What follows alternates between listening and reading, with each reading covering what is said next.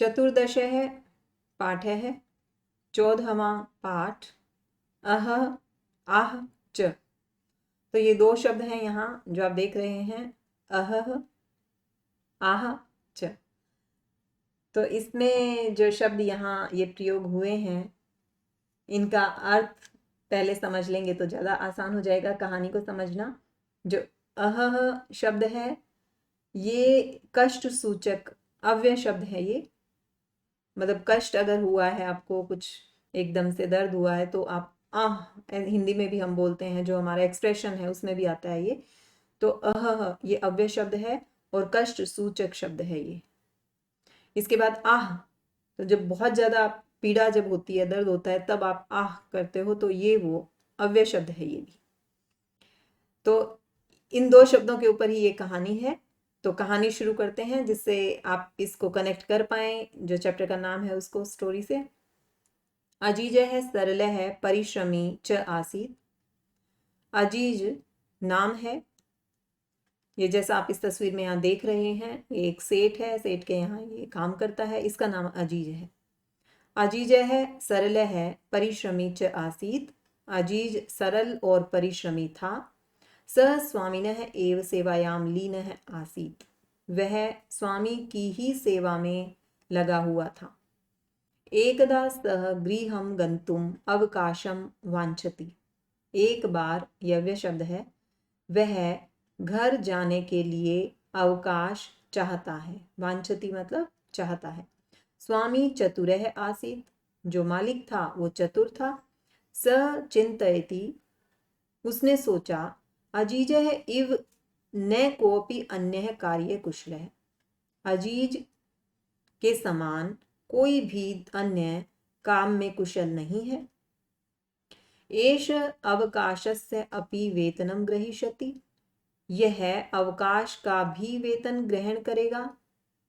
एवं चिंतयित्वा स्वामी कथयति, ऐसा सोचकर स्वामी ने कहा, अहम तुभ्यम अवकाशस्य वेतनस्य च सर्वं धनं दास्यामि।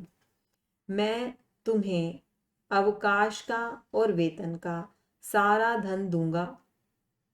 परम एतदर्थम, लेकिन इसके लिए, त्वम वस्तु द्वयम आनय, तुम दो वस्तुएं, द्वयम मतलब दो वस्तुएं, आनय लेकर आओ। अह आह च इति, अह और आह ये दो चीजें लेकर आओ, ये कहा उसने। एतत् श्रुत्वा अजीजः वस्तु द्वयम आने तुम निर्गच्छति। यह सुनकर अजीज दो वस्तुएं लाने के लिए चला जाता है। सह इतस्ततः परिभ्रमति, वह इधर उधर घूमता है। जनान पृच्छति, लोगों से पूछता है। आकाशम पश्यति, आकाश को देखता है। धराम प्रार्थयति, धरा से प्रार्थना करता है। परम सफलताम नैव प्राप्नोति, लेकिन सफलता नहीं मिलती है। चिंतयति, सोचता है।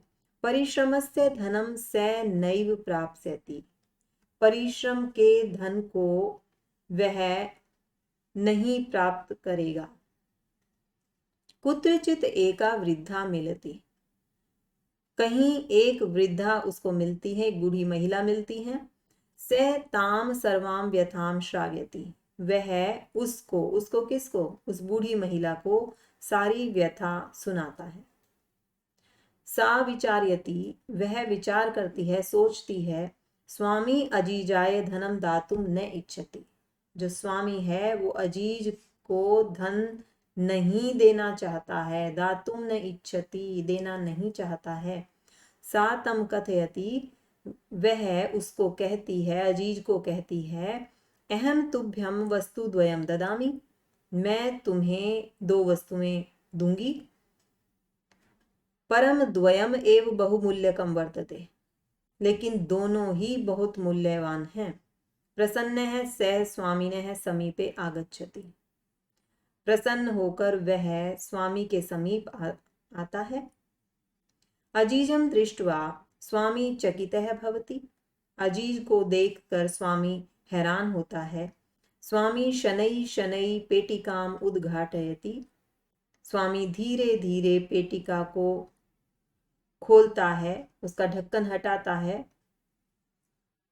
पेटिकायाम लघु पात्र द्वयम आसीत्, उस पेटी में दो लघु पात्र, दो छोटे पात्र थे।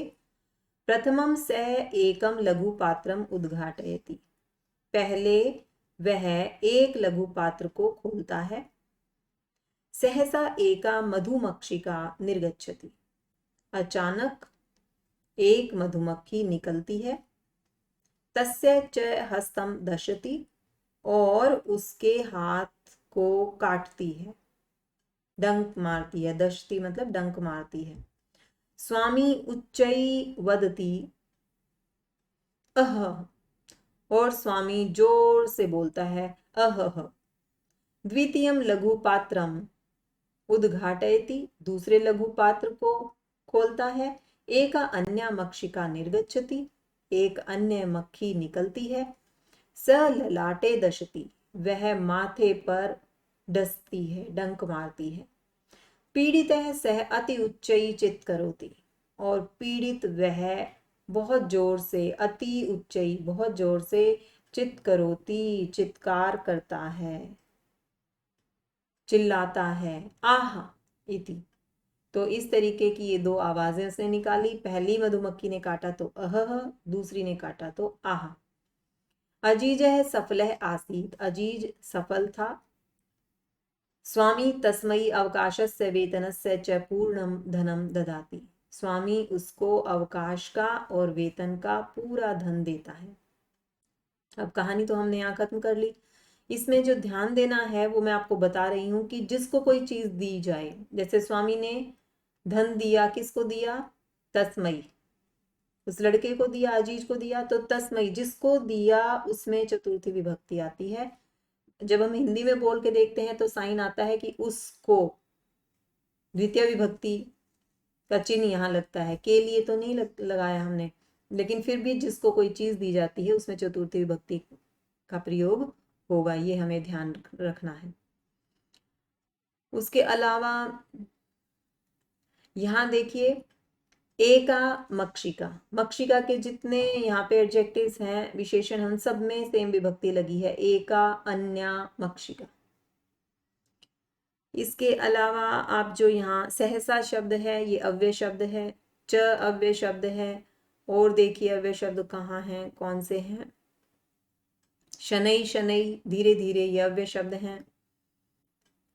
उसके बाद परम अव्यय शब्द है, एव अव्यय शब्द है, न अव्यय शब्द है, यहाँ परम अव्यय शब्द है। नैव में न और एव दो शब्द जुड़े हुए हैं, तो न भी अव्यय शब्द है और एव भी अव्यय शब्द है। अब फटाफट से शब्दार्थ एक बार रिवाइज कर लेते हैं। लीन है, संलग्न है, या उसमें लगा हुआ। वांछती चाहता है, कोअपि कोई भी। आनय लाओ, अह कष्ट सूचक शब्द है ये, आह पीड़ा सूचक शब्द है ये। आने तुम लाने के लिए, निर्गच्छति निकलता है, इतस्ततः इधर उधर, धराम धरती को, प्राप्स्यति पाएगा, व्यथाम दुख को, सद्य तुरंत, अर्पय दे दो, उद्घाटयति उसको खोलता है। अब जो है एक बार कुछ शब्दार्थ और हैं नेक्स्ट पेज पर, एक बार फटाफट से इनको देखते हैं। दशती काटती है या डसती है, अति उच्चई बहुत जोर से, चित करोती चिल्लाता है। तो इस तरीके से ये पाठ यहाँ हम खत्म करते हैं।